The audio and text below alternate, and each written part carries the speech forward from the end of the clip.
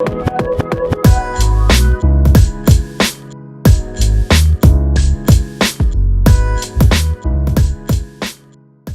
going on, everyone? Today we have episode 5 of the Art Culture Podcast. No, it's great. This is how we introduce. Today we have, this is a pretty cool episode because what we're doing is we are actually going to be talking about growing a YouTube channel. And I have someone here who probably is one of the best people to talk about this. His name's Dr. Joe Cipriano. He's also known as Y-Strap Doc on YouTube, has over 2 million subscribers, and basically generates all of his income from YouTube. So, hi, Joe. Hi guys, how you doing? So tell everyone a little bit about, well, not only why you did it, but like how'd you even get the idea to do a YouTube in the first place? Yeah, how'd you get started? So I got started, actually it was back in March of 2018, and it was my sister and brother-in-law who were the ones that told me, you've got to start a YouTube, you've got a unique adjustment that I do, and that I need to show the world what I do. There were a few other big-name chiropractors at the time on YouTube, and so when I first started, I kind of based my channel, like I guided and I went towards what they were doing, but I kind of excelled a little bit higher than everyone else, whereas now I have the largest chiropractic YouTube channel in the entire world today. And, you know, I only started 2 years ago. It was right after your OnlyFans failed, right? Yeah.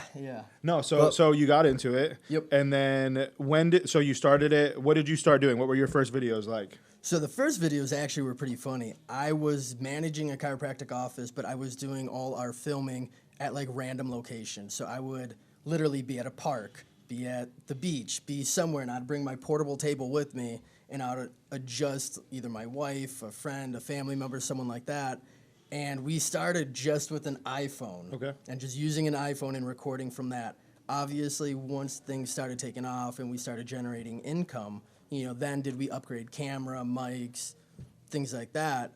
And it got to the point eventually where I had to leave the position where I was at and start and open up my own company in my own office, just because YouTube was so popular and so many people were looking to get adjusted by me. It was kind of pointless for me working for somebody else and bringing all that business to somebody else. So I was able to start my own company, which still today, very successful business. I'm booked out, pre-booked, prepaid for in a year in advance. I mean, if I opened up my schedule even more, it would be 2-3 years completely booked out.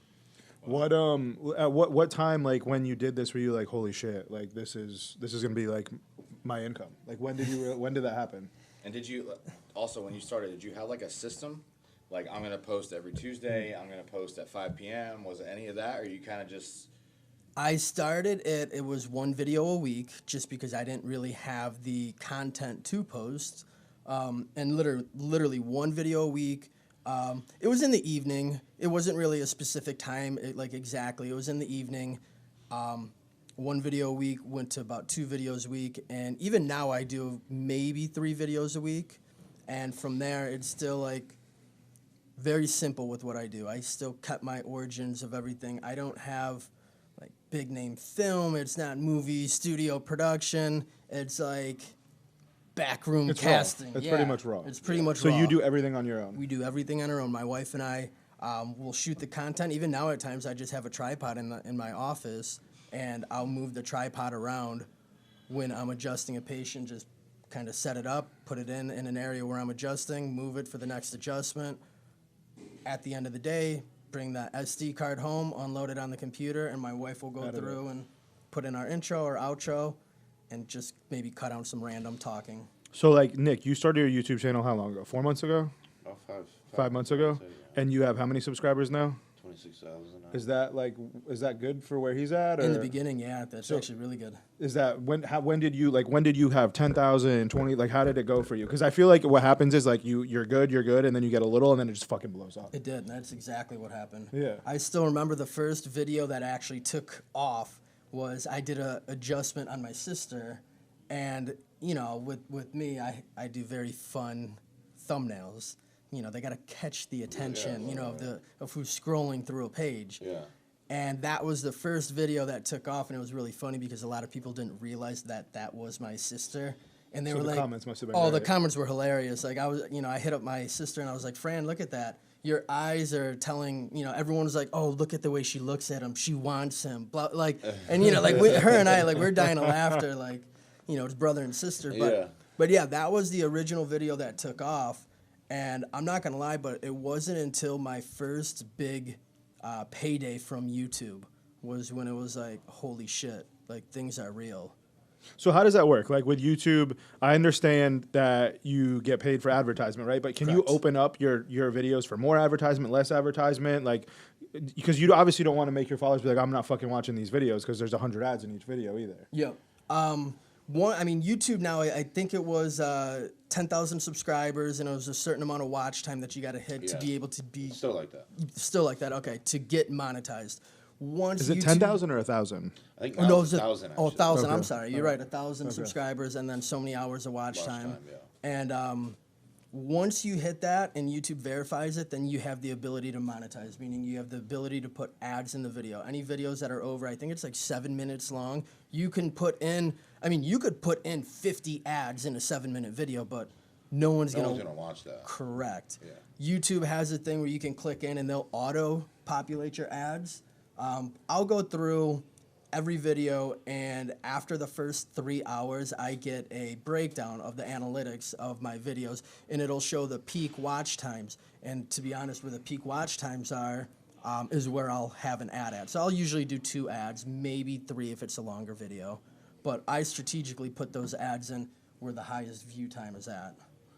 Oh, okay. And you can change where you want the ad to be. You can always change where you want the ads to be. And then the more ad time watch, the more money you make. So it goes on a few different things. A lot of people think it's just the view count is where the revenue comes from, but it has not that it has nothing to do with the view count, because it does, but it's the watch time that really triggers it. Because speaking about my sister and her YouTube channel, she averages about 100,000 views a day, where my channel averages about 300,000 views a day. But hers are longer because they want her to hit. They're waiting for her to hit. Her watch Tell time... them about that, though. Tell them about her YouTube channel. Okay, so her YouTube channel is Lady Luck HQ, and it's a gambling channel. She sits down, her and her husband, in Vegas and Tampa at the Hard Rock, right there at the casino, and they set up their camera facing a slot machine, and they're sitting there just throwing hundreds of dollars in the machine and showing their winnings or losing.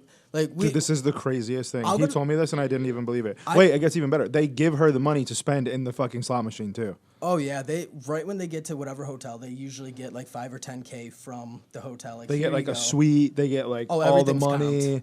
They get all the restaurant. Everything's paid, and then they make like a shit ton of money from their YouTube channel from people literally just watching them hit the button on the fucking slot machine over and over because they're waiting to see if they hit. So they're literally sitting there glued to the fucking thing. Like, it's absolutely insane. So with her video, she's at like 9 minutes of watch time per video, where for me, I'm at like 4 minutes of watch time per video.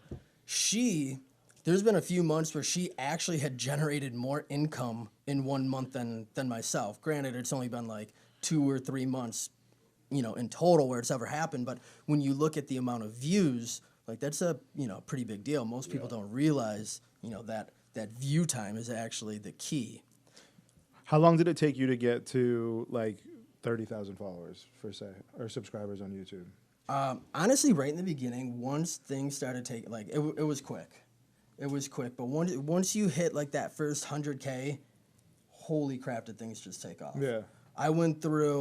I had a few crazy spikes where I was getting like 150K subscribers in a month. No shit. Yeah.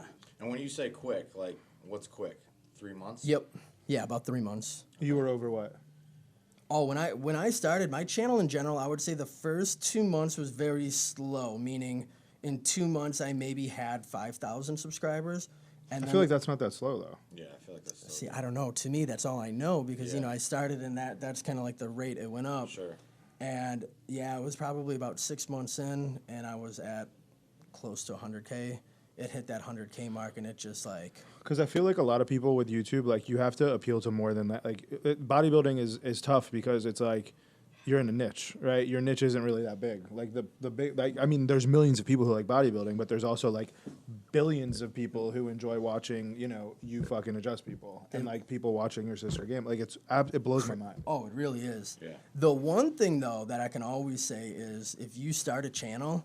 stick to that topic. Don't be broad. It's got to be specific. So for me, when I do a chiropractic adjustment video, It is, on that patient, on their symptoms, what they're feeling, and I go through and do that one adjustment on that patient. Now, there's been times where I would try doing a video talking about, what was it, like the cold laser therapy or things like that. Did not do nothing. The videos were, I don't want to say awful, but because they were good videos, but it wasn't my normal niche of a chiropractic adjustment, and YouTube did not recommend it. It just did not do well with. You know what's the weird? audience. I noticed your Instagram is the total opposite.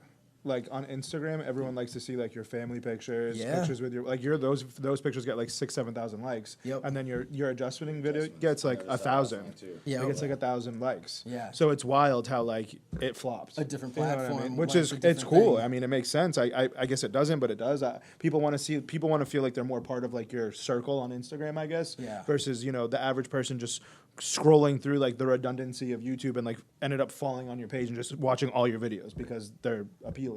Oh yeah, and even like nowadays, like when I look at my analytics of everything, what a lot of people don't realize, 90% of my views are from people that are not subscribed to my channel. I only get about 10% of my views are from people that are actually subscribed to the channel. Well, yeah, that makes sense because you have like 20 million views on some of your videos. Yeah.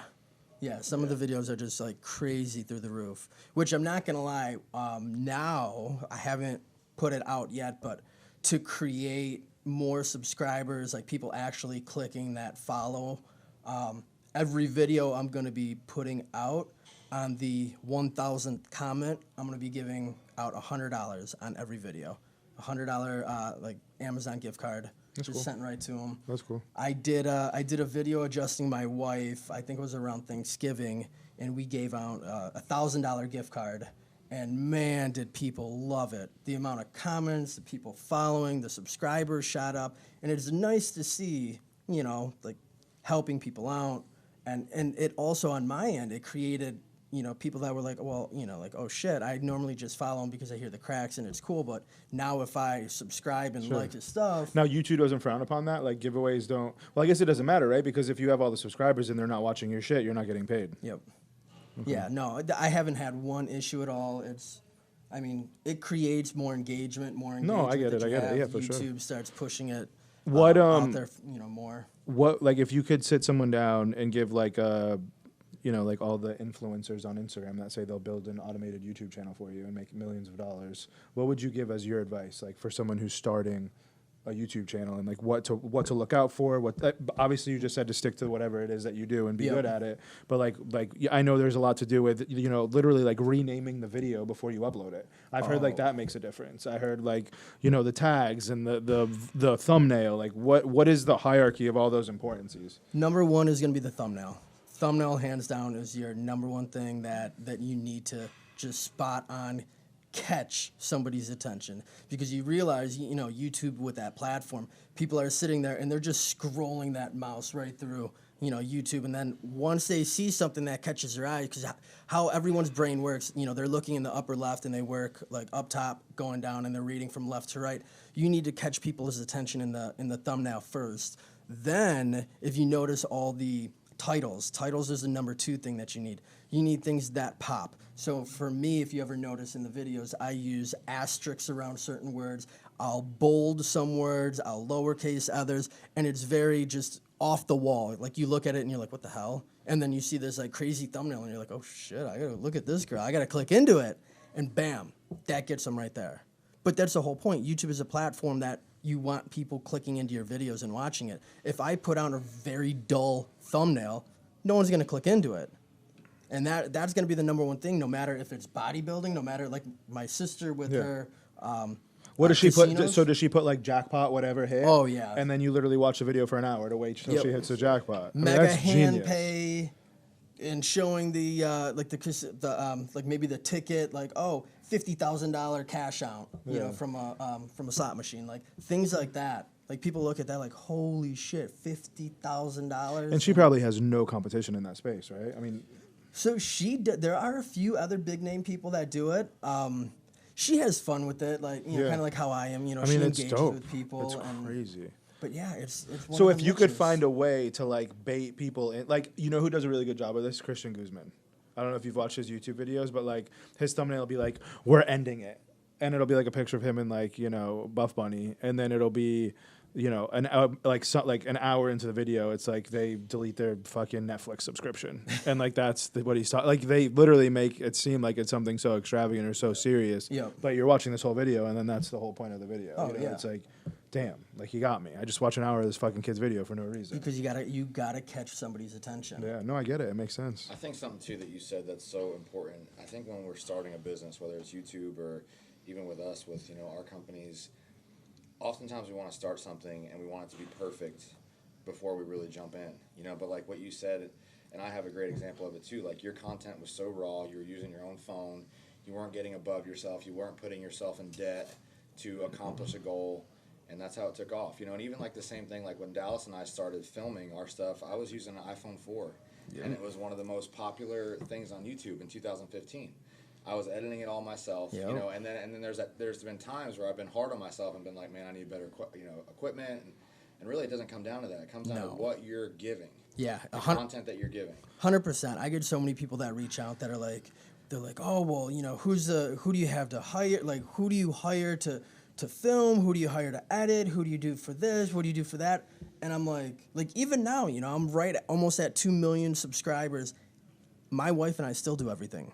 Like it doesn't matter about the camera. Even, it really doesn't. So many people think that. Well, it's the same thing with Nick. Like for instance, and you know, Will's right next to us, and Will's amazing at what he does, and he's like very cinematic. He does things like very the way he does them. And when he was filming your videos, it just wasn't producing for you. And it wasn't because Will's not good. Will's great. It's because people want that. Like, it depends what they're watching. Like, people want the raw footage of you just training. Like, the wobbly, like, you making jokes and whatever. That's what they want. That's what they want. So it's not, like, you're right. It's what they want. They want normal. They want to feel like they're there with you versus feel like they're watching an edited version of you. Yeah. You know what I mean? 100%. I feel like that. And that's it generally in everything, man. That's how Instagram has changed. I mean, no one wants to see someone's Instagram where everything's perfect every fucking day. Right. Nobody's like that. You know what I mean? They want to see the shitty stuff. They want to see the good stuff. They want to see the problems, the successes. They want all of it. And I think if you showcase yourself for being real, I mean, dude, that's how Katie Hearn built her following. Katie Hearn built her following for just being real. I mean, all those girls that just put their whole entire emotions out there and went through all of the body image issues and weight loss issues and weight gaining and losing and just being normal, average people that people can relate to. I think that's how you become super successful in any type of social media platform. Yeah. Oh, 100%. Yeah, people like that authentic, that realness to it. I mean, even like my camera still, I laugh because, well, one the camera's like basic. We bought it on a bundle on Amazon. It was, you know, like $200 for the camera, the lens, like the 2 batteries, different like it's the funniest thing. People think I spent so. I'm like, no, like you don't need that. Even right now, like if Will knew what I edited on, iMovie. Yeah. We do. I mean, iMovie's great. There's nothing wrong with I've used iMovie for a million times. Yeah, we use iMovie, and that's it. It's simple. It's easy. I'm not gonna lie. It's idiot-proof. Like, I'm not tech savvy at all. That just simplified everything. And you got my wife and I. You know, we got 2 kids at home, so you got kids that are screaming, crying, whatnot.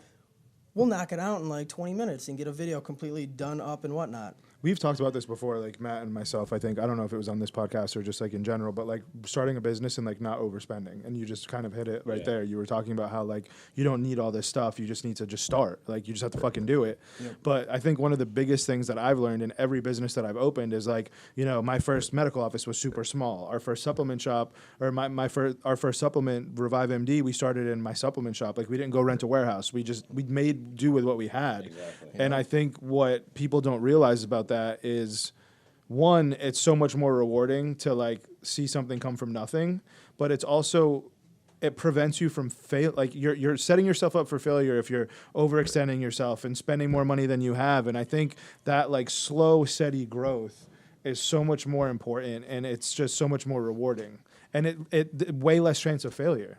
Yeah. Like we really didn't have much to lose when we started. We had a couple, what was it, 30, 40,000 in product or whatever it was, Tudga and kidney. But if we didn't get it, we weren't poor and homeless on the streets, but we did it. Right. You know, and like seeing the progression of it is cool, but like you just said the same thing. Like you can't, if you went out and bought a fucking $4,000 camera and hired a videographer crew and got the best table you could get and got the best office you could get and decorated your office with all this money, like you would probably be so stressed out about having to pay all those bills. If YouTube didn't take off in 2 days, you'd probably be like, fuck this, I got to quit. I'm done. I got to find something else to do. Oh, 100%. You know, like, and that's, I mean, you have to be smart when it comes to stuff like this. And you appreciate where you started. You look back at that first video and you're like, oh my God. Dude, I used to look back at one, I didn't even have an office in the beginning, but I still remember when that first YouTube, like when that YouTube check, the first one that came in, that was higher than what I made in 1 month at my current 40-hour job. Yeah. It just so happened how it worked out. The owner of the company gave me an ultimatum at that job and said, you either need to start including the rest of our clinic in your video or you need to stop YouTube. The following day, it was my first $10,000 YouTube check. So I said, you know what? Option 3. I quit. And I was so pissed that he did that. I literally, there was no 2-week notice. There was nothing. It was via text message. I was so pissed that they tried giving me that ultimatum. I quit. I upped. I left. And actually, that company went to shit, and they actually went out of business. And here I am, probably one of the most successful chiropractors in the world. You've seen my, the office, everything that I have. Yeah. It is simple. It is extremely low overhead, and it's streamlined. When I was booking appointments regularly, I was working 6 days a week, and I had patients pre-booked, prepaid for. They'd go right online, they'd see the schedule, see a time, book it, pay for it, and they would travel from all over the world coming into my office. People still travel from out of country just to come in for a chiropractic adjustment. And these appointments, they're pre-booked, prepaid for, so I already know what patients I'm seeing when they're coming in. They come in, boom, they get the adjustment, they get filmed, and they're on their way. So basically, even with your success rate, you're still operating way below your means. Oh, 100%. My office in South Carolina currently, it is 800 square feet. It's literally he did it right. I mean, but you got to remember, his office isn't made for volume. Like most chiropractors have to see volume to make money. Joe adjusts people to put them on YouTube. Yeah, totally different business. You know, it's totally different. But I mean, it's funny, man. When we were in school, between you and I, neither of us were the brightest people in our class. Not at all. I mean, I just figured out how to get through it. I didn't like anyone that I really went to school with. We both were in chiro school together in Atlanta, and it was you remember that? You remember them days back in school? It was there was somebody on Reddit, and which made me I was dying laughter. Someone on Reddit was like, "Oh, I remember him. I went to school with him. He never showed up to class." Yeah. And I was dying laughter. I'm like, "That's true. Whoever that was, that's true. They know me." Because we made a group. We did in our school, it was super. I mean, it was fucking hard. But the only way you could pass it is if you had a group of 5 or 6 people who you just studied with all day, every day. So we had a group of 5 of us, and we didn't really go to class, but we would just study. We would study in people's apartments. We would study in the library. We would rent rooms at the library, and we would just do it that way. But I mean, I literally barely. I was a B student at best. You know, I probably got a couple C's here and there too. But the B student at. I was a D student at that. Yeah, but you couldn't get D's. D's were failing. Yeah. So either you got C's, B's, A's, or you fucking didn't go anywhere. I literally think I graduated with a 2.4. Oh, you barely got in there. Barely, slipped by. But at the same time, and this is no disrespect, the valedictorian of our school works for me in my Boca Cairo office. It's not, it has nothing to do with, because here's the problem. When you become a doctor, there's this people think oh my God, I'm going to get out of school, I'm going to make all this money. People are just going to throw a job at me. It doesn't, whether you're an MD, a DO, a DC, either you go work for the man and make $100,000 a year, or you match and you go become a brain surgeon and do residency for 12 years after you graduate, which no one wants to do. Nope. So either you're a business person, you got to be a hustler, you got to be willing to work, and you got to be willing to put all those hours in to make it happen. And every single physician, if they don't go work for somebody else, is an entrepreneur because they have to do everything on their own. They have to start their own office, do everything on their own, do all their own marketing, hire all their own people, and it takes a certain special type of person to do that. And most of the time, the people who are extremely, extremely book smart don't have that. It's like you have one or the other. Yeah. I mean, it's the same thing with me. The people that graduated top of my class, they all went and worked at LA Fitness. Yeah. Blew my mind. Yeah. But that's like what they thought, like was programmed in their head was being successful. Yeah. You know, and that's blows my mind too, because I think about it all the time and I'm like, man, like at what point did you think like going to, like granted, you know, like what was that fucking guy who like fixed all the people's like the athletes in Georgia? It was Synergy Sports Institute where Mike Laura works. Yes, yep. So one of my best, you know, Mike, you used to go there. Yeah. So Dr. Harak's office, you know, they you know, work with Terrell Owens, all these famous, you know, athletes, the Falcons, the Eagles, the Chiefs. And the kid, I mean, I love him to death, but they're fucking him. He don't make no money. No. And he's in there adjusting people all day, doing everything for everybody else. And it's like, he was smart. Yeah. Mike was fucking super smart. And like, he's great at adjusting. He knows everything about anything. But Mike's the type of kid, and I love him to death, where he just would just rather show up. He'd rather just go to work and go home. And there's nothing wrong with that. It takes all kinds of people to run the world. But I mean, fuck, like I can't see myself doing something like that. Yeah. I want to be able to dictate how much I make in my life. Like I want to be able to say, I want to wake up one day and be like, if I work twice as hard today, I can make twice the amount of money. Well, and you know how I am. Yeah, you work the least. Like, I the do. most money you can make with the least amount of effort. That is 100% true. I told myself that my entire life. I want to make the most money possible doing the least amount of work. And it worked. And it worked. Yeah. And I do damn good at it too. You stuck to your guns. I stuck to my guns. That's the thing that people need to get out of this. But Is you stuck to your guns. But the thing is, when I got and I put myself into that position and I opened my own office and I still everything is streamlined. I still to this day, like, yes, of course I want to work the least that I can, but I got to the point where I was like, well, holy crap, you know, I put in a couple more hours and I'm seeing, you know, from, you know, 5,000 a week, actually, wait, a lot more, like 15,000 a week to like 25,000 a week, just with a couple hours more. So it actually turned me into working hard and working smart. Yeah, I mean, you just realized where you needed to go to be the most successful in what you were trying to do, and that doesn't mean you had to work harder physically. I mean, you had to do other things, and you did them. Yep. Because so many people, I mean, even like you're bringing up, like with the marketing, as a chiropractor, and which a lot of people don't know, but I worked for a corporate chiropractic company based out of Chicago, and at the time, so I was not licensed in Chicago, so they put me in the position of doing marketing. All I did 6 days a week were spinal health screenings. I was that guy that would stand at like the end of like a Costco, the people that you try to not make eye contact with. That's trying to sell windows and air conditioners. Yes, and I was trying to be, when's the last time you got your spine checked? Like, oh, did you know? And like people are like, yeah, get the hell out of my face. I did that. I realized, like, dude, this is freaking miserable. Like, I spent how many years, how much, 8 years close in to school. 400 grand on my doctorate degree, and I'm sitting here at freaking Costco trying to persuade people to go and see a chiropractor. And not even you. And not even Some me. random other guy. And then here I go, my sister and brother-in-law, they tell me, they're like, you got to do YouTube, and it takes off. Now, not only do I have the, like, patients are reaching out to me daily. I get a few hundred emails a day just from people trying to get an appointment. But not only that, but I'm getting a crazy amount of money from YouTube. So I'm not only am I not paying for marketing, but I'm getting paid to do what I do. So I'm getting paid by YouTube. And then when the patients come in, obviously, they're paying for their appointments. So I'm getting double. I get the adjustment and I'm getting YouTube. I mean, guys, I don't think you realize how, like coming back to this, like, I have an office in Boca that we have. I own a chiropractic office in Boca, and we see 110 patients a day. Which is huge. So to put that in perspective, I see about 20 to 25 patients a day. And we work Mondays, Wednesdays, Thursdays, Fridays, and that's pretty much it. We see 110 patients a day and we net income after everything, we net about $50K. So, and that's like a very, very successful chiro office. Most chiro offices don't net nearly that. And he nets twice that and just from YouTube, and doesn't even really have to adjust anybody.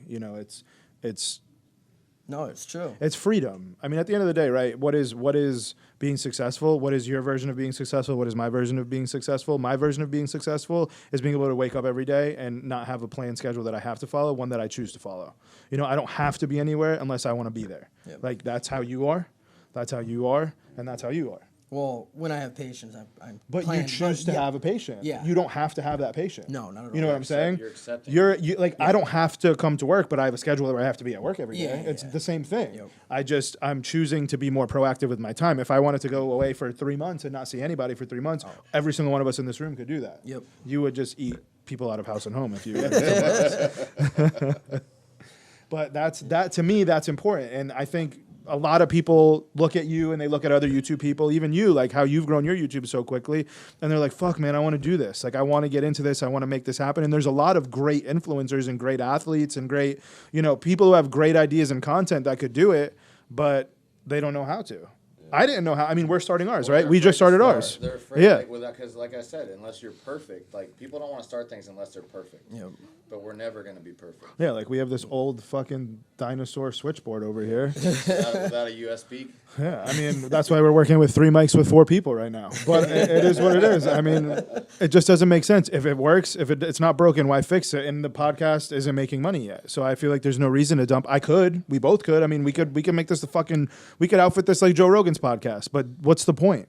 Right. Let's wait until we get some traction and do things. Like when we started this, I mean, I don't even really think we did this to get a following. I think we did this more for just like really sharing our culture. Yeah. But what it's grown into is just, I mean, it's pretty cool to look at the Instagram or look at the YouTube and see all these new followers coming in every day. And we're only posting once a week right now. Yeah. Not even really. We were supposed to post on Monday, so it's a little bit after. But I think that if we continuously do this and just add value, right, adding value to somebody's day, I think we'll be on top. Yeah. Yeah. I think that's it, right? Value, right? Everything comes down to adding a value or giving somebody value. Oh, exactly. Even like with my videos, I mean, people either love hearing the cracking noise, like that ASMR, kind of like cracking sound they love, or people can relate to the person in the video. Yes, Yeah. exactly. I totally agree. Like I think that's why your video with the guy with the scoliosis or the lordosis is so popular, because there's probably so many people like, holy shit, like I have back pain. This is like, I have this issue. Like I'm going to watch it. And then the guy gets up and touches his toes and he feels like he's great. And they're like, fuck, I got to go see this guy. Exactly.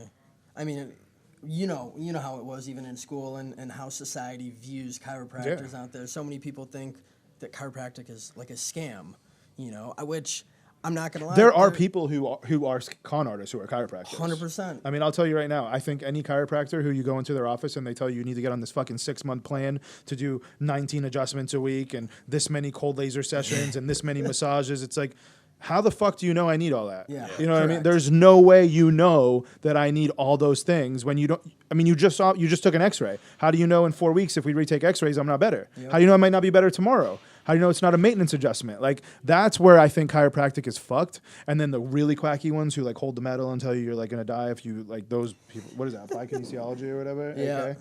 Yeah, that's wild. But at the same time, I think that just adding value, educating your patient, them understanding that this isn't, a lifelong thing. It's when you need it. When you need it, you go. Like when you were going to see Mike, you would only go when you had a problem. Or like a maintenance. Like if you felt off, you would go to get fixed. Yeah. You're not stuck in a $4,000 a month fucking payment plan that you don't want to pay. Right. Yeah. And that's why everybody hates chiropractors. Yep. Yeah. It's true. That's why everybody hates them. Like that's why I tell patients, I'm not gonna set people up 3 times a week for X amount of months and then drop it to twice and then once and then it's like, what? Like for what? I haven't even adjusted you yet, and people like and chiropractors are already telling people you need to sign up for X, Y, and Z, and you're like, the one adjustment might be all they need, and they might be completely fine. Like I mean, you see my videos, I get people in you adjusted one me yesterday. adjustment. I feel great. You feel great, right? I feel wonderful. Yeah. Now, my goal, like in my office, my goal for every patient, I like seeing people about 4 times a year. About every 3 months, just coming in, just getting that readjustment done, getting realigned, taking all the pressure off the nerves, allowing the body to heal and function as it should. And about 4 times a year, I mean, it's like once a quarter. Yeah. That's my goal. Now, granted, that people are traveling from out of town. I don't get that with everybody, because they got a life, they got work, they got kids, they got, it's life. I still think it's wild that people literally come from out of the country. They'll fly and pay thousands of dollars to come get adjusted one time. Like you have that map in your office. Yes. Is crazy. I mean, there's literally a little red dot, like those like maps, and you can like put the pins in it. He's got a map, and they're fucking everywhere. Like these people travel like 20 hours. What was the longest one? You told me it was like 20 hours or something. Guam. Wow. To get adjusted. So now with the new That's pretty office cool. in Tampa, Yep. how are you going to be splitting your time? Or what's the goal there? So Tampa, how I'll be doing that office with the chiropractors in there. Every chiropractor is going to be trained by me. They're going to learn my flow, the style, the adjustment. I'm going to teach them the Y strap, how to adjust it, why, like the amount of force you're using, the angles on which you pull at. They're going to know everything that's in my brain is going to be in their brain. Okay. They're going to follow the procedure. I'm going to have about 2 docs or 3 docs in there, and they're going to be running, and they're going to be doing that office. My goal is training them and keeping them up to par with everything. I'm still currently booked out at my Greenville office, so I'm going to be going back and forth between South Carolina and Florida with that. But I look at it like, yes, you know, like I said, I see about 20 to 25 patients a day when I adjust. I would rather train docs to do what I do. And now if that doc can see, Sure. you know, 40 adjustments in a day, and then with another doc in there, they can see 40. So now in one day, that's 80 people getting adjusted compared to me, 20. So if I can train more docs and I can get more like Y-strap offices out there in the world, that's that many more people that can be healed. And I'd rather do that. I'd rather, not that I don't like adjusting, you know, my patients or anything like that. Well, you It's can only extend yourself so much. correct. You know, I've got Well, a it's life. bro, and- it's taxing too. Like I don't think people realize like how Well, I mean, physical. I saw it last night. I mean, Yeah. you were soaked by the time Yeah. you He's- did, oh, yeah. I mean, you're sore, your back's fucked up because you're Yep. bent over the whole time. So as soon as you stand up, you're like, oh my. I remember when we were in clinic in school, we were like literally like just tortured. We had to see a certain amount of people before we could graduate. So we're in there just smashing everybody, paying people to come in to see us, whatever we had to do to get people to come in. And like by the end of the day, you like couldn't even walk to your car. You're like, fuck, this is terrible. And like at your office, you said that Yeah, McNabb, dude, I don't know how he does it. I mean, 110 people a day is a lot of people. I'm sore after seeing like 20, 25 a day. But, you know, when you do that, you know, 5-6 days a week, like I'm done and I'm miserable to be around. Like my wife will tell you, like I was not happy at all. I mean, I'm the same way. When I leave here, I'm like, don't talk to me. I don't want to talk to nobody. like, yeah, you're done. Yeah. You're tired, you're done, you're drained. Like you just want to like chill. Yeah. And that's it. Yep. So I mean, you know, there's so many people like that in the world that are in pain that do nothing about it. So it's like with what we do, I mean, it is really absolutely amazing, like the amount of pressure and the way that you can make people feel after. I think the great thing about your YouTube channel, and I think you don't even realize this yet, is I think the number one reason why you have so many people following you and booking with you is because of the simple reactions that all those people give after they get adjusted by you. Oh, talking about like Just right after. Like even yesterday, like every time someone got adjusted, they were like, oh my God. And then you sat there for a second and then you like moved around and you're like, holy shit, I feel great. Yeah. You know what I mean? Like that's very rare to leave any chiro and feel great right then. It's usually like, oh shit, that was really sore. That kind of hurt. And then you're sore for a couple days, and then the next day you're like, okay, I feel okay. When you like with us, both of us yesterday, and all those people in your videos, like they are like happy, ecstatic before they even leave your office. Oh yeah. Yeah, I mean, even like I told you, I've never had my I'm not saying if I'm saying this right, but my mid back has never been adjusted. I've always left in worse pain because it was like they were putting so much pressure, but it wasn't releasing. Yeah. And then we get on the Y strap, and that's the first time I've ever felt that. That like pulling apart motion Oh is my God, like, yeah. it's like euphoric, dude. Yeah. Like you see stars. Yeah. I like it. definitely saw Yeah. stars. The reactions. Yeah, it's dope. I mean, unfortunately, a lot of chiros like talk shit about the Y strap because they just They don't know how to do it. no, they They think it's like the easy way out. no, they just No. think so. Some chiros, and here's my thing, right? Like, Okay. if I'm gonna get adjusted, I want to feel like I'm getting adjusted. Like, Correct. I want shit to pop. Like, that's why I'm here. Like, adjust what I need to adjust. If it's moving, just do it. And granted, I know that's probably not the best way to explain it because I am a chiro, and every chiro in the world is probably looking at both of us right now and be like, these fucking idiots. But they consider it non-specific, right? So like the way that you're supposed to analyze the spine is you're supposed to go down the whole entire spine and find where the subluxations are in the spine and adjust those specific areas. But like, that's a bunch of bullshit. I've done that. I've been adjusted. I've adjusted a million people like that. And the way that you adjust that way and you just come through and decompress that whole spine, man, I've never had an adjustment that feels better. No, 100%. I've never had one. And granted, not everyone can get a Y-strap adjustment. Like if you have some certain circumstances, like correct. spinal fusions and shit like that, like you can't do a Y-strap. There's just nothing, you can't do it. Yeah. You know? But if you're healthy, if you don't have any issues, I don't think there's a better adjustment. There truly isn't. I mean, that's how I look at it too. It's like, you know, I get a lot of patients that come in and they're like, you know, my chiropractor does like one adjustment in the neck and then he puts me on this little roller table, puts some little stem Yeah. pads on me, and I still feel like shit. It's like there's some chiropractors who use an activator. Like, you know what an activator is? Yeah. Like, fuck that thing.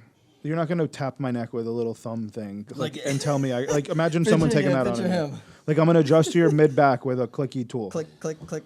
No. It's not gonna work. You know what I mean? And then like even like the what is it? The toggle adjustments. Like toggle's there. Like there's a place for it, but like that's just not for me. And that's fine. Like you can go get that kind of adjustment if that's what you want, but don't hate on the people who are doing a Y strap because they like it more. It's preference. Yeah, now, the funny thing, so when I first started my channel, I was getting a ton of hate from other chiropractors, other physical therapists, other DOs. Yeah. I mean, that's like you. It's any YouTube channel. Because you're popular, you're going to get shit talked about you. Now, what's going to happen, because you're still kind of fresh, you said, what, about 5-6 months with your channel? Give it a year or two. So there was one in particular. There was a DO from Italy, and it was about 8 months into my YouTube. He started publicly going at me, trying to bash me, going off on the Y strap, just like, this is awful what you're doing.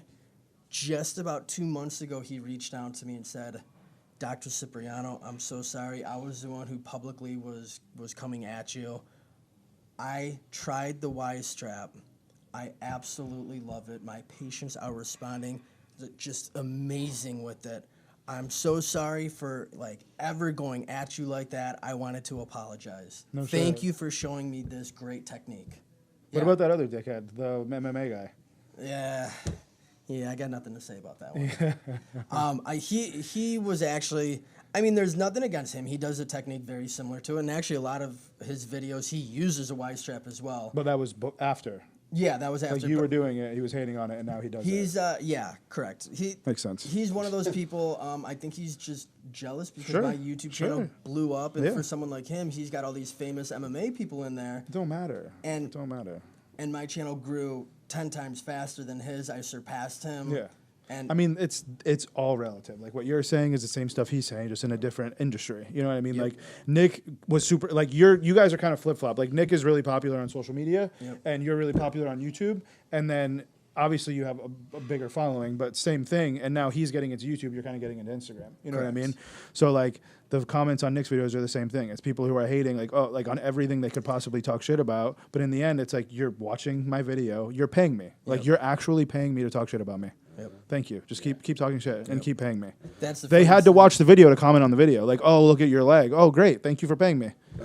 You know what I mean? I mean, at the end of the day, that's literally what they're It doing. is true. Yeah, Every person. in the beginning, I remember I was sitting there always firing back at people like this motherfucker. Now, dude, my wife and I we'll go on there and we'll read the comments and we're dying of laughter as we read them. Like they're the most off the wall. Like they're coming at me, they're going at her, they're talking.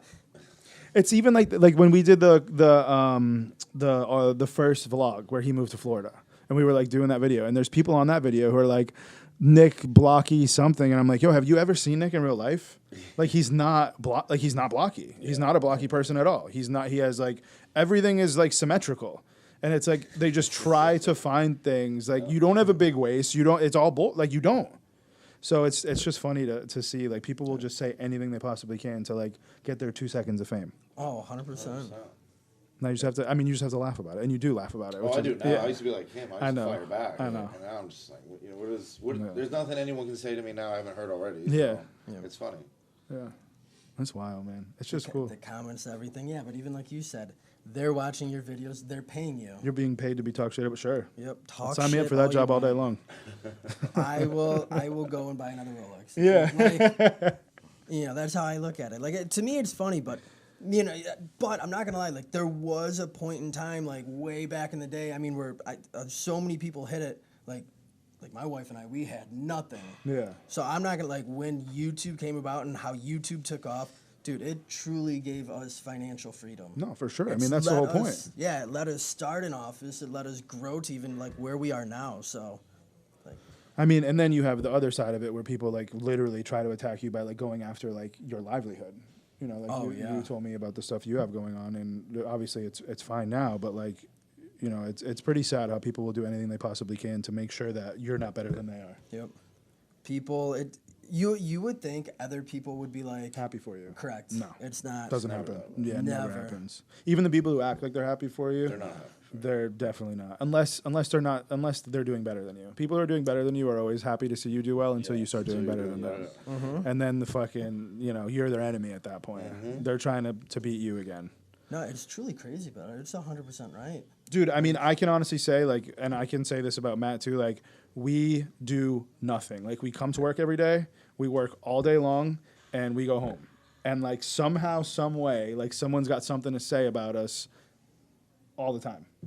And I'm like, I don't bother nobody. And that's what pisses me off, because, like, don't fuck with my, like, happiness. Yeah. Like, I'm a happy person. I keep to myself. I don't fuck with anyone. I don't want to be bothered by anybody. I have my group of people that I truly enjoy being around. And somehow, some way, I piss somebody off who I've never even met. We're not in DMs talking crap about people. Never. No. I have no time to do that. There's no time of day to do that to anybody. No, not at all. But somehow, like, we become bad people. And it's like, how the fuck? Like, I don't even know you. I never even met this person, but you guys know more about me than I know about myself. Yeah. It's wild. I mean, even like for me, like in my industry, I mean, all I'm doing, I'm helping so many people get better. Like so many people, like they're in tears, like, oh my gosh, like I've been in pain for years. But think about it this way, too. Like, how many people have you introduced to chiropractic? People don't even know what the fuck chiropractic is. I mean, 9 out of 10 people think we're all nuts. Yep. And then you come out with a YouTube channel that has validity. 2 million people are subscribed to it. That has to do something for the industry. For sure. I mean, you're bringing it to light. Like, you're showing all these people who probably would never go or never look ever. In a lot of ways, you're actually refusing money. You're getting paid more on the entertainment side, but you're not being greedy in terms of your business. No. I mean, if you think about it. No, So that if people want to hate on something, they shouldn't be hating on that. I mean, you told me the other day you literally give people a discount if you let them film. If they let you film them. Yep, I give half off. That's what I'm saying. Like, that's just you saying, listen, I just want to do this to help you, and I want to be able to publicly show this to more people. Yeah. I mean, I don't know how much more you could do. No, yeah, I know, 100% right. Like, literally. I mean, at the end of the day, you're literally doing stuff for free to publicly, like, get the the culture of chiropractic out on YouTube, and you just so happen you do it better than anybody else. Yeah. I mean, I feel like, a lot of the times I feel like people like me because I can relate to others. I don't go into work wearing like scrubs or like, sport You're not coat and trying to tie, be like, somebody you're not, dude. Like, I'm me. why? I'm comfortable in jeans and a t-shirt. Wear what you want to wear. Do what you want to do. Be how you want to be. Like, me and Matt come to work in gym clothes 9 out of 10 days. Or, you know what I mean? It's just, that's how it is. If you wore a suit and tie, would it make you do your job better? I wouldn't. I don't wear a suit and tie unless I have to. I haven't worn a suit since my Christmas party, and I was miserably uncomfortable. Oh, I know. Yeah. Even when we went out to dinner that one night, I wore that sport coat. Within 5 minutes, that thing was like right on the Can't back of bend the over. chair. Like, you move. can't move your arms like this. Your back gets stuck. You can't. It's miserable. Yep. And it's not going to make me adjust better. Well, I think there's a Or cultural worse, it difference. would Like, be. back in the day, like when you wore a suit, people thought like you had money. Like, Correct. now, most people who are rich literally look like they're homeless. Yeah. The clothing style of like the nice brands now has literally turned into looking homeless. Yeah. Which is fine. There's nothing wrong with it. I don't give a shit. But at the same time, it's funny because like the generational flop is like so opposite of when my parents were, my Clean age. cut shaven. Yeah. So no like tattoos. no beard, no tattoos. My mom's like, Even like first class on a plane. If you think about the 10 years, Yes. how much the dress code has changed in first class on a plane. Yes. I remember when I was little, my mom said that like people used to wear suits to just go on any airplane. Like when airplanes first started, like traveling, like if you were going on a plane, like you were dressing up, like you were putting on your best outfit. Really? I get on a plane in pajamas 9 out of 10 times. I'm in literal pajamas, a hoodie, sweatpants, and that's it. That's what I would. Times have It's just, changed. it's wild to see, like, I mean, with the culture, like, income being versus like working a 9 to 5 to, having a social media platform where you can just talk and make more money than people who went to school for fucking 10 years to be a doctor. Oh, my Like, God, it's yeah. pretty wild to see how the world has changed. Yeah. And unfortunately, with that change, you get a lot of very strange, socially awkward people in real life. You get the people who are super famous on social media, and then you meet them in real life, and they stare at the ground, and they won't look at you. And you're like, well, what the fuck's wrong with this guy? I mean, it's true. I mean, I've been blessed because I've forced myself to be around, like, older people. I'm with physicians all day. I'm with people all day, so I didn't lose that. But I feel like a lot of our generation, you see it, I'm sure. You go around these people who are Instagram famous bodybuilders or Instagram famous influencers, and it's like, You get around them and there's no personality. yeah, they're like a fucking tree stump. Like, there's nothing there. There's nothing. You're talking to nobody, which is unfortunate because on Instagram they're shooting back, like you're talking like your boys, and then Yeah. you're like, oh, dude, like, are you the same person, or like, are you like his stand-in? Like, what's going on? That's wild. Like, you're not like that. You're the exact same person you are on social media, off of social media, and it's rare. It's very rare. People don't realize like that's you. Like, you're natural. Like, you're that funny in real life. It's me all day long. Yeah, I know.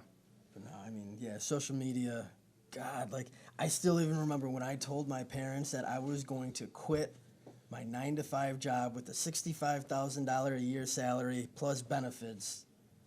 They were freaking out when I told them, I'm going to start my own business. How are you going to do this? I don't know. I'll figure it out. Yeah, try telling your mom that when you graduated school that you were going to not do anything you went to school for and open a fucking HRT clinic. Yeah, true. My mom literally called my whole entire family and said I was losing my mind. She told me not to do it. She's like, you're out of your mind. Don't And do here you this. are Like, now. don't do it. It's the worst mistake you'll ever make. And then, like, I remember when I outgrew the office and I was getting the next office, I was like, Mom, I got to get a bigger. She's like, no, you don't. Like, this is a big nut to cover. And it was like $3,000. You know, now I rent $30,000 a month. Like, she was like, don't do it. Like, I don't think you're going to be able to flip it. And now I'm like, Mom, I'm going to go buy a fucking big warehouse. She's like, all right, have fun. You know, like, she's like, I'm not telling you what to do because you're, you know what I mean?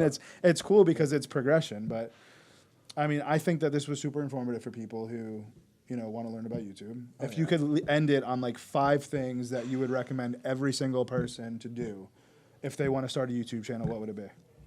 5 things, top 5. All right, top 5. Number 1 thing is going to be stick to your niche. Whatever it is, keep your guns to that and that only. Because like blog channels or like vlog channel, You whatever told me you they wanna don't call do it, that well. They don't. They can, but a lot of those people have been doing it for years. Sure. It's not a quick growing thing. Like Sure. then you're going to go in order. Thumbnail. Be creative. Be catchy. What do you use to make your thumbnails? Like Photoshop or? Actually, I got a couple apps on my phone. I literally do it on my phone. I'll go through about 2 different You apps. use Canva? I use. You use Canva, right? Yeah. So I'll use one. I'm literally pulling out my phone right now as I'm doing this. Cut and paste. So cut and paste. I can Nadia actually. uses that. She uses that to take the image. Yes, you can take Yeah. the image and like if you want to like cut out someone's body, it'll auto cut out someone's body and you can post it into like a background like on top of another photo. And what do you use to post it into? So and then after I do that, actually I will use InShot. InShot is where I'll get the sizing because you want to get that. The thumbnail perfect. Yeah, for exactly. So thumbnail is going to be number 2, and then from there you're going to be looking at your title, which is going to be 3. So also you need something catchy for a title. You need to grasp people's attention, and then you're going to go into your description. So you want to make sure that you describe your title in the video, what's going on. So many people think I'm going to copy and paste what I do in one video for every video, and that's my description. No. The first like 3 sentences. Because there's keywords, right, in each description. That is that You've right? got to use the words in your title within the first sentence on your description. And then describe that specific video, even if it's like 2 sentences. Describe whatever the hell's in that video. And then if you have your normal script of blah blah blah blah blah blah blah, where you copy and paste from every video, then you do that. But you got to describe that specific video. After that, then is going to go your tags. So a lot of people don't realize it doesn't mean, not that it doesn't mean shit, but your tags aren't as important as the other process. Like, there's been times where I thought it saved, like when I was putting in my tags before uploading a video, and then like a day later I realized that for some reason it like glitched and it didn't save one tag, and my video in one day is already at like 80,000 views with no tags in there. No shit. Yes. Okay. I didn't know that. Now, granted, there are times like I'll go on my TubeBuddy. So if people haven't or don't know what TubeBuddy is, It's like an You have that? analytics, right? yeah, it's like a little analytics app. And at times you can go in there and you can see like auto generate what kind of keywords go with your channel. You know, like for me, like I can kind of see like keywords that people like look for me or my channel. So every now and then I'll grab a couple of those keywords and throw, like when I don't know, like if I already But your did, like, keywords are 10. probably your name now, like Joe Cipriano, Y Strap Doc. Like that's what people look for. Yeah, I do a lot of those, and then I'll find like some funny ones, like people look up like Dr. Cipriano model, like You do look like a model. Dr. Cipriano wife, Oh, Dr. makes sense. like things like that. It's funny to me now, but those are like keywords like to my video, so those are tags. Oh, and just by the way, a lot of people that just starting, do not ever do 1-word tags. Tags is not just a 1-word thing. It can be a 2, a 3-word thing. A sentence, like a short sentence. Chiropractic adjustment. Like a search. Like Why- what they're yes, searching is picture- your tag. Yes, picture what you would type in for a search. That's going to be your tag. Not like in the beginning, I'm not going to lie. I would do like chiropractic, adjustment, back, pain. Not Yeah. back pain in one thing, but back, Yeah. enter, pain. And like So just make sure and do it like So that. to give you an idea real quick on keywords and why they're so important, my cousin, he did a very similar thing. He started with Amazon, and he makes, what's the fucking thing that reads the books for Amazon? Kindle, right? Yep. Kindle. So he makes ebooks for Amazon, and he has like these ghostwriters write all of his books. But the way he finds out what to write for his books is he'll type in like say like remember when 50 Shades of Grey was popular? So he would type like 50 shades, and then it would be like it would auto populate something. Like it might be like he might type in sex and it'd be like sex novel about whatever, and then he would name the book the fucking first thing that popped up in the search. So like whatever they would search, his book would be the first thing that popped up. Really? And then if the book was $2, people don't care. They don't need it. They won't even read it. They'll just buy the book because it's $2. And he would have 30, 40, 50,000 people a day buying this book for $2, and they wouldn't return the book after they bought it because it was $2. So they didn't give a shit, but they were terrible. The books were horrible. And he was making a killing, and then he started doing them in different languages. So he would have like French, German, Spanish, Italian. So it was 30,000 times 5 languages a day. Oh my God. And he was cleaning up. And then Amazon realized that people were doing that, and they basically started paying per page read. So he cleaned house for like 3 or 4 years, and then after they caught on to it, they were like, "Oh fuck this! Like I get this." Yeah. So yeah. But you know, he did really well when he did. He got into cryptocurrency, and that's how he made it. Like he did really well with it. But it's crazy how like crucial, like you said, that keyword is. Yeah. Yeah. And then what was it? That was number 4. Yeah, So you got the 5. last one, I'm not gonna lie. If, like, obviously you're a bodybuilder, what are your videos about? Bodybuilding. There you go. You're not doing anything different. You're not like, oh, I'm now gonna be a cook. Just stick to what you're good at. Stick to what you're good at. Yeah. No, stick to what you enjoy and what you have fun with. I'm a chiropractor. I love adjusting people. My videos are about that. That's not work to me. Now, if I gotta go and talk about, I don't know, something like even for me, like if I had to talk about bodybuilding, too, that it just wouldn't work. Like it's not who I am. It doesn't matter if that topic is trending. Like I know a lot of girls that are like, oh wow, let's do a makeup tutorial. Like you've never done one, you don't give a shit about makeup or know anything about it, but why? Just because other people do well with it, you think you can do it, and it's gonna like it doesn't work that way. Like just do something you're passionate about and stick to it. Because if you know, like they always say, if you find something you love, it's like you're never working a day in your life. Same thing with YouTube. Like YouTube is a lot of work, but if you're doing something fun, it's not gonna seem like work. You know, you spend a half hour at home every night, you do some editing, bam, you get a couple videos done up, then you start learning, you messing around. You know, you're gonna play around a lot with like your thumbnails, your tags, Sure. your titles, your description. Play around with it, have fun with it. I feel like no YouTuber just like sits down one day and I'm dedicating my life to YouTube. It's like one of those things you kind of like fuck around on the side with, you know, and then you're like, oh shit, like this is gonna make me some serious money, and then it just takes off. Like you don't plan on this. Like I don't think you could sit down and strategically plan how to be a successful YouTuber. I think it's like hit or miss. You either do it or you don't do it. Yeah. Yeah, I never thought my YouTube would get. That's to what I'm where it saying. was I don't think anyone who like fucking the 2 kids, Jake Paul, like he didn't sit down one day and he's like, I'm gonna strategically plan my whole life and how I'm gonna be successful on YouTube. The kid just literally made it, and now he's wildly rich. Yeah, I mean, so many people think that they're like, oh, what did you do? Who did you hire? Like, dude, I just had fun with it. You told me I you don't hired know. someone and they fucked your whole thing up. Oh God, I'll tell you right now, stick to doing things yourself. Yeah. Like even for me, like that still is my like bread and butter. That's like my baby that I grew from nothing. And I tried because, you know, my wife and I, we've got 2 kids. So it was like, all right, let me try giving this responsibility to somebody else and seeing how they take over with it so I could have more free time with the family. Man, did they fuck it up royally. Yeah. And then I had to backtrack and like reach back out to so many people, like almost apologizing and telling them, like, this is what I did. And then by that time, I still had a lot of people that were like, oh, that's bullshit. He's just trying to cover up because, you know. And obviously at that point, people are going to believe what they want to believe. I put out there, and I know, you know, my own fuck up, and I take responsibility for doing that and for hiring that company like I did. But, you know, in the end of the day, it was still my fault. But, yeah, I stick with what you know.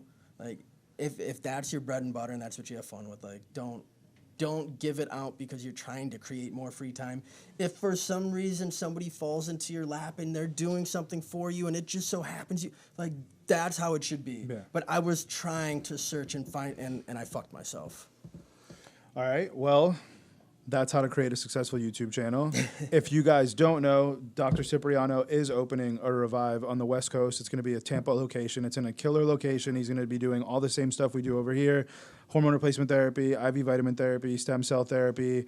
And thank you guys for watching episode 6 of Our Culture Podcast. And I hope we added some value to your day.